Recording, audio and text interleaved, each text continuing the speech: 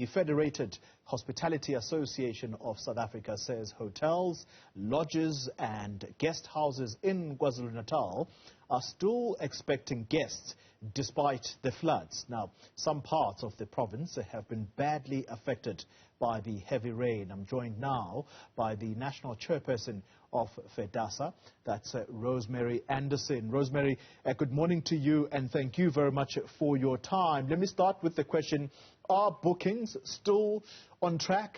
Have you seen any cancellations so far, given the unfolding situation in KZN?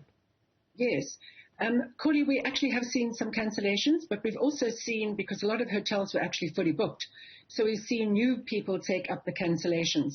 Remember the North Coast, Drakensberg area, Midlands, Battlefields, the game reserves, they haven't been affected at all. It's the South Coast and Durban that have been so badly affected. So a lot of hotels are still expecting quite a good Easter season. It might not be as what they expected, but it's certainly not all doom and gloom.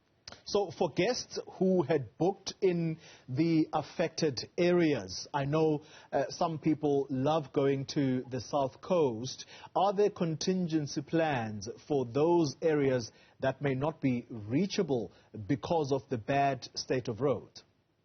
Oh, absolutely there are. And hotels are also swapping guests between each other when there are problems. Quite a lot of the hotel groups have actually mentioned that the drainage was quite an issue, and that is why they've actually had to swap guests. Sometimes their generators couldn't be started because the drainage system in the area they were in didn't work. So hotels are being very, very accommodating. They're also very accommodating to the emergency services. They're offering coffee, tea, hot chocolates, because obviously our emergency services are working such long hours. They're also helping out people who have been stranded and who haven't got homes to go into at the moment. Quite a few homeowners have got an insurance that covers them when there's a case like they can't stay in their home. They've been helping that out too.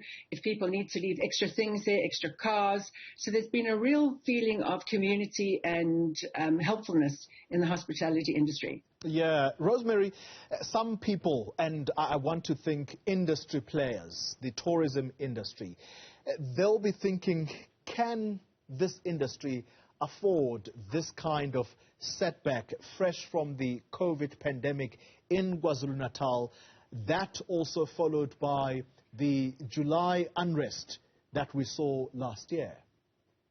Absolutely, Collie. It's just horrendous that this has happened.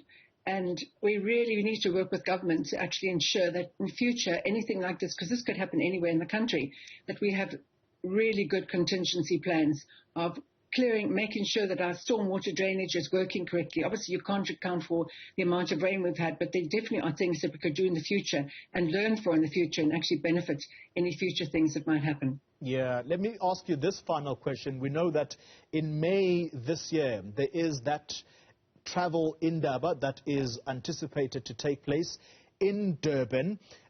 Any fears that that might be cancelled now as a result of this disaster? Not at all. In fact, we're going very big with Indaba this year.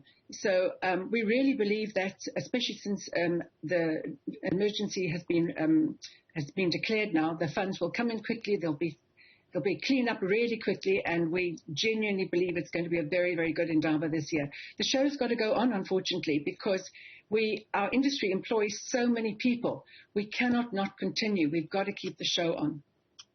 Rosemary Anderson, thank you very much for that update. She is the national chairperson of Fedhasa, and you want to know the full name? It's called the Federated Hospitality Association of South Africa. Thanks.